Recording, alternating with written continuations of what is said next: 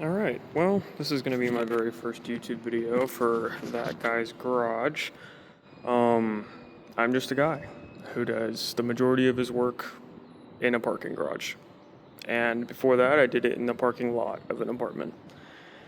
And pretty much everything you see on this car has been done by me. I bought this car unmodified from a guy that sold it to me for a great price on Facebook Marketplace for about 14 grand. That might sound high for a car from 2003, and it's got the fading clear coat, but it only had 93,000 miles when I bought it, so I am pretty happy. I have since owned this as my second 4Runner. My first one was an '07 V6 in silver, and this is now my '03 V8 in black, even though it's fading black.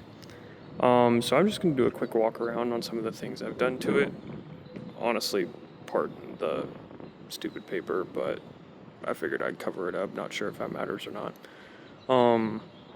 First things that I've done, actually one of the very first things I did to this car in general, was I redid the transfer case to the full transfer case swap.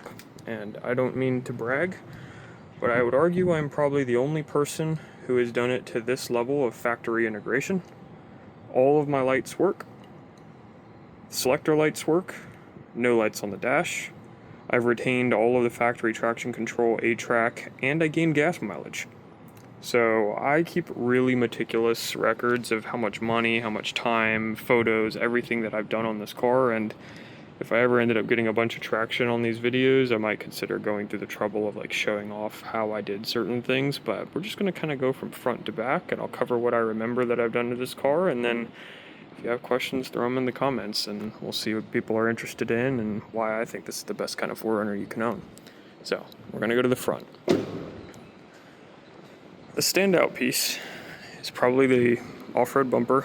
There's a couple of other people who've done videos on this, but Garrett Logan and Jens both have 4Runners with coastal off-road bumpers on them. This is a weld-it-yourself DIY kit.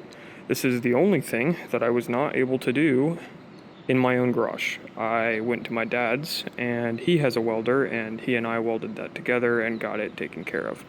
It took an entire, I'd say 3 or 4 days to get it to this level of fit and finish where the edges are perfectly smooth. It's painted in Rust-Oleum black because I'm a firm believer that if you're gonna get scratches, you might as well make it easy to fix them, and Rust-Oleum semi-gloss makes that super easy. So it is the full steel kit, non-aluminum, and that's what I'm sticking with for now. I don't have a winch. I don't have any pod lights in there, even though I have some inside. I formerly had them as ditch lights, but I got tired of the whistling noise. And that'll be a common theme for this channel. I get really annoyed by noises, rattles, squeaks, whistling, anything that I can find that's making not OEM sounds, I find it and I fix it. Another standout piece is these lights. They are fully custom. I built them myself with no guides and no help. They are two OEM 06 to 09 4Runner headlights that's got Morimoto optics, bi-LED here, single high beam here, and it's got new lenses put on it from AliExpress, but they were still about 160 bucks. They've already taken some bug hits and chips. I had originally gone through a lot of effort to make these things perfect, and they never were perfect, but I'd say given it's an off-road car and you're okay with scratching your off-road car, it doesn't matter to me. Turn signals are not in here. I wired these up to be turn signals, and I have since eliminated the hyperflash using a relay. So they work properly and nothing hyperflashes, but these are the KC highlights. They're the same kind that Garrett Logan used. Great recommendation, really like them, but I turned off daytime running lights as part of removing the hyperflash so that my halos are my daytime running lights. They are wired into 12 volt power, so they run all the time, even at night, and they're plenty bright enough to be seen except for in direct sunlight, and in the Texas sun, yeah, you could still see them, but they're a bit dimmer.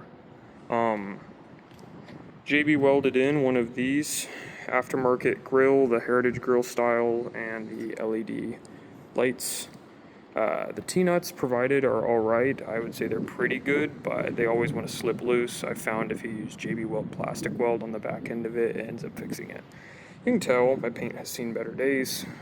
I definitely need to get this car repainted. I'd love to get it repainted in the Nissan tan color, even though I know Toyota has their own tan. I just really like the shade of tan that Nissan has. I will show off these probably in their entire own separate video because they took me literally 2 months to finish with all the mistakes and problems I had with them. The next thing I did is you'll notice I have really, really high clearance. All of this has been chopped back as part of the bumper fitment. These had to be relocated out so that they didn't rub on the back here, which is what a lot of people have to do. They end up rubbing this power steering line. I believe it's a return line, and then it leaks. I've done CVJ high lift axles. I have a 3-inch in the front. However, it's not meant for this amount of weight, so I'm assuming it's probably closer to 2.5 at this point. Ironman Pro Forge upper control arms. Once again, all of this installed inside of a parking garage. I have energy suspension extended bump stops. They are right in there. And I also have extended steel braided brake lines. I will say the brake lines are kind of a gimmick as far as I can tell. Sure, if you can have them extended, that's great, but in the front, you don't need them unless you're already replacing them. I heard claims that the stiffness improved and stuff like that, and I really just did not feel that it changed a whole lot. Other things that I did the 1-inch body lift, which you can see the spacer puck for, where is it, right here. That was required as part of my FJ Cruiser transfer case swap. So I got the 1-inch body lift. Arc splash guards as well, I would highly recommend them, full coverage. They're great, they're just a bit pricey.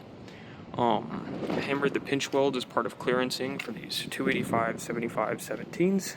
They are a 34-inch tire. I actually just finished putting them on, and I am a huge fan. Threw on Milestar Patagonias because they were more affordable than some of the other options, and I didn't feel like spending $3,500 on wheels and tires. This is a Method B-Grip 703s. They are all the way around, and that red brake caliper is not just for looks. The entire front end of the vehicle and rear end has been redone in 5th gen brakes, so calipers and rotors are bigger. Some of the other things that I haven't bothered doing yet, I haven't done upgraded skid plates. I need to, probably for my gas tank at the very least, because I've hit it, and now it's kind of crushed into my gas tank.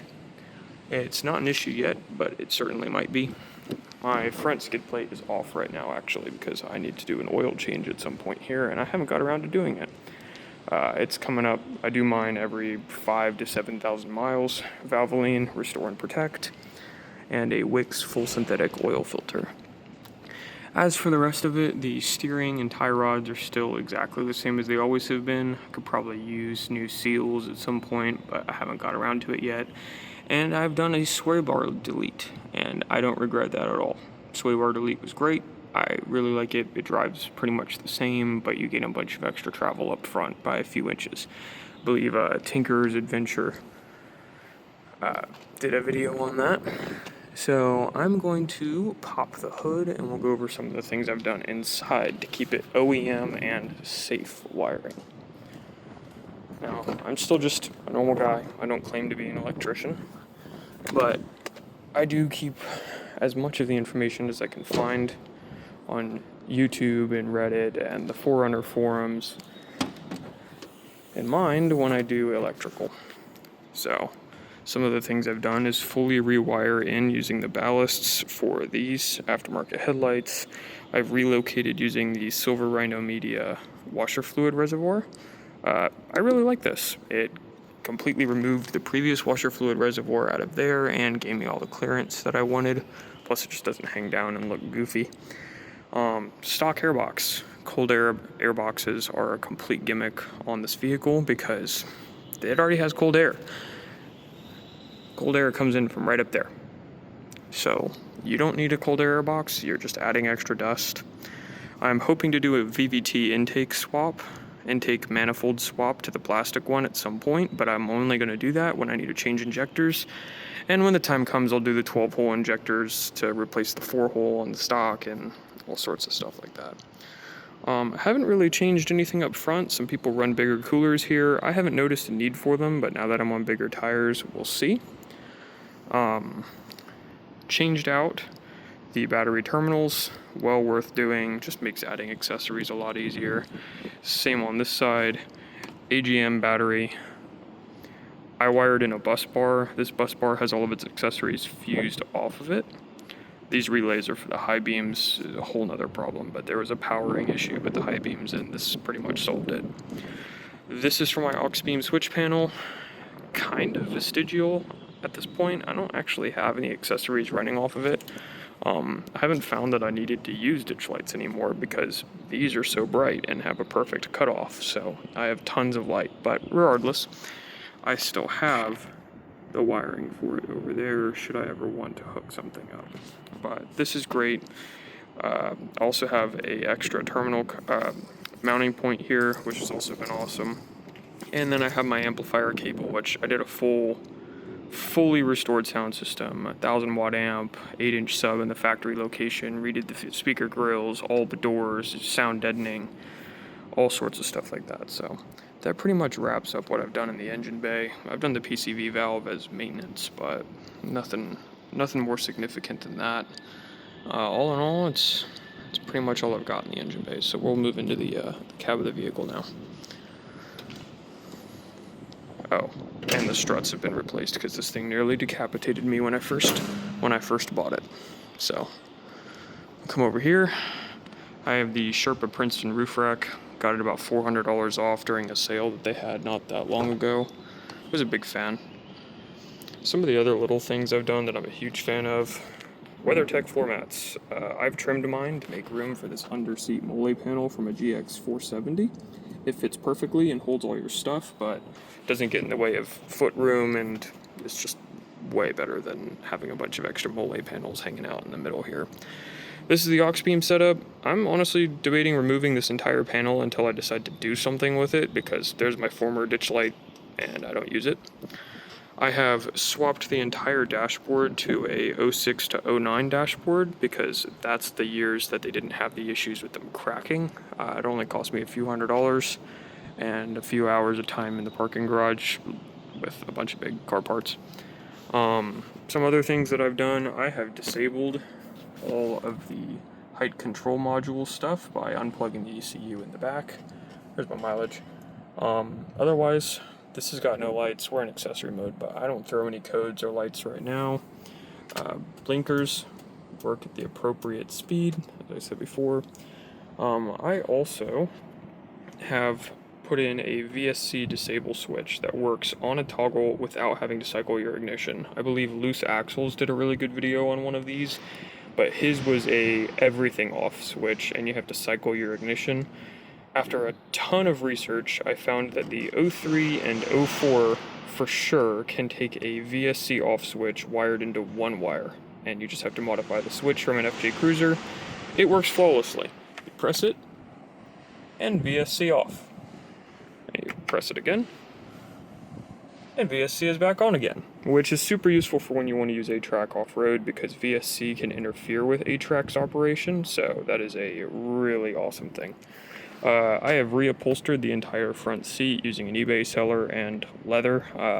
Awesome guys. They were super nice. It wasn't the cheapest. It cost me about $400 in leather, but new seat. So this whole seat's reupholstered. It's not just a cover. Some of the other things I did, I'm actually going to hop in the car now, and the car's quite a bit taller than I'm used to. Some of the other things I've done is a Sony head unit, wireless Android Auto, wireless CarPlay, and it's got really high quality sound. Not that I think it's necessary to buy one of this quality in order to get quality sound, but it certainly is really good. Replaced this was cracked. You can get them really cheap. I've also since replaced the entire dash bezel because if you were a former V8 or current V8 driver, you know there's a little knob here for your 4x4, and when you do a transfer case swap, you don't need the knob anymore. So I replaced it with a 2-wheel drive version and then color matched it to this one. So technically this used to have granite trim. I have since replaced all of it with other people's parts. So all of this got replaced, all of these got replaced in black, this AC got replaced in black, and I also will note this formerly had dual zone. I don't like dual zone. I'd much rather see the temperature, so I swapped it to one that didn't have dual zone, and as long as you had it to where dual zone was synced before you swap it, it has no issues. Literally no issues. That's not accurate at all. Don't worry, I'm getting about 13 to 14 city right now, even on these tires. And there you go. You just got to click one extra time, but it works great. Replaced all the bulbs with OEM. A lot of people like doing LEDs. I'm not a fan. I don't want to be blinded, and I like my OEM feel. Kept the mirror. Really like it. Kept all of this stuff. I've done a bunch of sunroof fixes because I hate the sunroof in this car. It is incredibly irritating to me that this thing rattles and squeaks, and it just is always making some kind of annoying noise. My dream, and maybe I'll make it happen on this YouTube channel, is to buy an SR5 4Runner with no sunroof, no extra anything, and then body swap that body onto a Sequoia 5.7 liter and shorten the frame and make it into just a beast of a everyday supercharged vehicle. But for now, I'm stuck with a sunroof, and I am planning on getting rid of it at some point by welding in a plate because I cannot stand it, and I want the extra headroom. I'm a short guy, but extra headroom's nice, and we sleep in this car when we do overlanding, so any extra space inside the vehicle is great. In terms of other things that I've done, FJ Cruiser knob came with the transfer case. It's great. I don't really want to have to drive the car around too much, and also my paper just flew off the front of my car, so we'll ignore that. But this is wired into the center diff lock light because you lose your center differential locker whenever you do the FJ transfer case swap. You don't need it because it is a 50-50 split mechanically. So when you go into 4, just standard 4 high, it's already 50-50 split. So you don't need a center diff locker anymore regardless. So now when I go from here to here, and I need to be in neutral to do it, I don't feel like messing with it right now, this will light up the center diff lock light. And then I wired it to when you go over and then low, the 4 low light will turn on. All of that was done by doing 2 wires spliced in the 4-wheel drive ECU under that panel. I have photos of all of those things. I will get to it some other time. As for other things I've done, just little mods that I enjoy, I installed a Blue Sea Systems voltmeter right here. It's great, way overpriced, but great. A PowerWorks fast charge USB-C charger. After discovering that Blue Sea Systems and many of the other ones don't actually have true fast charging, this can get 65 watts of charging. So you can charge a laptop off of this. But I did all of that and fused it with the standard built-in switch, so we're in accessory mode, 12 volts is fine, and I can turn this on and off as I wish. But as many of y'all know, you don't get a voltmeter standard with a 4Runner, so this is my way of getting around that. Here's just a divider that I cut. It's one of those cheap dividers, real easy. Took a Dremel tool to it to make it to where this fit, but it doesn't rattle or cause me any problems, so I like it. If you were paying attention earlier, I deleted my rear suspension after having a massive blowout while off-roading and then having to drive 3 hours home on my bump stops. These will get replaced by blanks. I haven't decided what I'll put here if I want to do anything at all, but blanks. These are useless. I'm going to get rid of them. I had a sloppy shifter before where it would not want to lock over. It would always just flop back to whatever side, which made 4th gear and drive not selectable. You would have to hold it in 4th gear. So I'll actually demonstrate that. It stays. Now if you wanted to previously, you couldn't do that. I had to replace the entire shifter. Not a hard swap. Not as hard as you might think. They also sell bushing replacements for the back of this, and they are really cheap as well. They carry them at O'Reilly's. Awesome stuff. Highly recommend them. If you need to replace this, just buy the bushing replacement for the $10 or $8 that it costs to do it anyways, and you will thank yourself later because it makes your shifter feel brand new. I have replaced all the door speakers, all the rear speakers, tweeters, and subwoofer in the back. And I have also replaced all of these with warm LED lights because I don't know why, but a lot of people have this obsession with going with ultra bright whites, and I like my older feel. So these are significantly brighter than the originals, but I didn't go out of my way to spend $300+ on diode dynamics. So those are just cheap Amazon LEDs, and they work all the way around the car, even in the back and in the doors. And it's great, because when it's really dark camping and you open up the car, you can see literally everything. Blind spot mirrors, they're pretty much a must. I like these low profile ones because they look like they were meant to be there from the beginning. AVS vent visors, also highly recommend. They haven't taken any issues from the sun, and they make it really easy to just kind of crack your windows if you're sleeping in the car and nothing gets in, but you're also not overheating your car or making yourself feel warm. Other than that, I haven't done a whole lot inside the front besides what I've already said, and I love it. I love it the way it is. I really wouldn't change a whole lot inside the front of the vehicle at this point unless I had to. I'm pretty much at the state where I want to be. I kept this functional. This did break at one point, started throwing the fuse. You can replace it with a Toyota Matrix inverter and you don't spend a bunch of money. I think I got it for $30 and now I have a functioning inverter again. But we're gonna hop back out and I'm going to show you the other side where I've got some of my wiring. So over here, if you have used WeatherTechs before, you'll notice that they start slipping and sliding, and I've nearly died falling out of my car because you get in here and then you push your feet to get out and it slips completely. Eagle Claw floor mat stays. They are expensive, but super worth it. They poke all the way through the bottom of the mat and then screw your floor mat to the ground. So, like the whole carpet's coming up when I do that. No complaints from my fiance after installing those. She has not slipped and fallen out of the car a single time since. So, well worth it. Underneath the seat is actually where I fit my full-size amplifier, Rockford Fosgate 1000 amp. All the wiring is done through the firewall here. The only way I was able to fit this is by removing the vent that comes out from this cross member underneath the feet of the passenger seats, but it was worth it. I taped the whole thing off, removed all the venting, and taped it off up there, and it just saved some of the space and made it easier on me. We'll move on to the back, because not much else up front.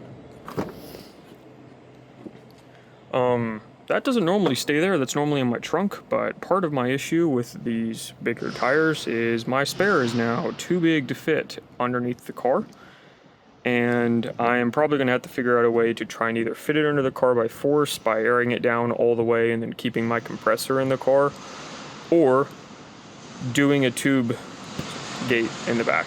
So, don't know what I'm going to do there, but I'm going to figure it out. I'm also debating altering this floor mat. I have some serious beef with the way they designed this. It's great for coverage and has saved my back seat one time from a friend of mine with coffee. The downside is you can't take one seat and not another seat and still have the floor mat in. When you drop the seat, it crunches the floor mat and then you have to remove the whole floor mat from your floors, and then you can't have any passengers and not have them put their feet on the carpet. I'm thinking my solution is going to be to do some kind of Velcro strips here and then slice it down the middle so that way one side can go up or the other side can go up, probably more sliced right here because these are what hit. And then one side or the other side can go up. You throw this in the back and whatever passengers you still have can still have floor mats. And if you go camping at all, you know they need floor mats because it gets to be a mess back there. There's my LEDs. They're great. No complaints. I'm gonna pop the trunk and show some of the other things I've done, but one other thing that I've done before we get there is these are third generation Nissan Pathfinder links. They are extended from the normal links and they only cost about $30. Highly recommend them. Makes your sway bar feel way more planted once you start getting lifted in the back. If you're like me and you did some research on the extended sway bar links for these cars, they are way too expensive, and this achieves the exact same thing without all those fancy nuts and bolts. It's a factory solution. Bilstein 5160 in the rear, you can see my body lift, and I got 6112s up front on the highest clip setting. I have since chopped my resonator off completely. It just helps with clearance. It's pretty much right at where my tire would come off, so it does help out quite a bit. As for the backs, I've got 2-inch ride height increase Dobinsons, but standard weight. I might come to regret that at some point, but for right now, I don't regret it yet. Extended brake lines. In the rear, they are not a gimmick. You actually can overextend your rear axle once you start putting too much lift, and then you'll pull your brake lines out and lose brakes all the way around. So that's not fun. Calipers are beefed up in the rear to the 5th gen calipers, but the rotors are still 4th gens. Anyone who tells you you can run a 5th gen rotor in the rear is lying. I spent 3 weeks diagnosing that problem, and my parking brake always caught. Seems to be some kind of tolerances issue. If you want to be safe and you're doing a 5th gen brake upgrade, do not do 5th gen rotors in the back. Do 4th gen rotors that are upgraded. I haven't done a whole lot else in the back here, but I do have the Metaltech coil conversion with the secondary springs up top, and it's been great. As for future mods, I have a set of mud flaps coming in that I'm going to cut and use to fill these panels because I've already had to trim my body line, and I want to fill this. I think it looks ugly, and kicking dirt up into my bumper is not something I want to do.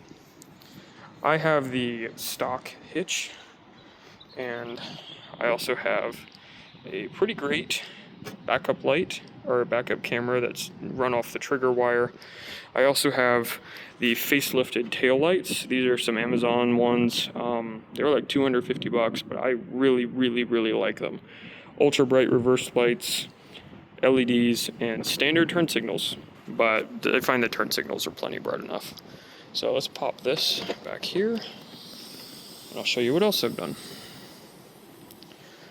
Fire extinguisher mount, bottle opener. These are Ragofab Mole panels. I like them, but I have a similar complaint as to a lot of other people. If you have the single hook right here, instead of the dual hook mounting, you'll find that if you're driving at the right speed, it starts resonating and it gets really annoying. So I haven't decided how I'm going to fix it. I'm thinking about using some kind of like paracord to tension the top of it, because that top corner is what rattles. Same on that side.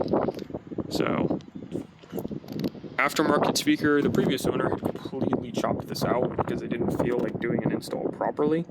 I have since taken some speaker grill and fit it, and it ends up looking pretty OEM, so I'm happy with that. I have quick fist mounts. Don't overpay for these stupid things. You can buy them on AliExpress for like $10. You don't have to spend I don't know how much money they're asking for these things now, but you don't have to spend that much. I also replaced the rear speaker grills with the mirrors because I deleted the rear speakers and the pillars. I didn't think they were necessary, so I wanted to have a feature instead, so I did it that way. And then one of the last things I've done is, if you look way up there, you'll see a momentary button. That is for unlocking the car when you sleep in the back. It is wired into the rear hatch ECU, and if you press it when you are sleeping in the back, you can unlock the rear hatch. It just pops it open and you can get out. Previously, you cannot do that in a 4Runner, and you're stuck in the back. There's a whole lot of other things I've done with this car that I'm sure I'm not remembering right now, but I will remember at some point, and when I get around to it, I will probably make a video about it. But the next video I'm going to make is on making a budget DIY 4-tire inflation system. It's been a few years since I've seen some really great ones online, and a lot of them spend a lot of extra money in places I don't think is necessary, so I'm going to be in my apartment with standard people tools, doing standard people stuff, making a 4-tire inflator.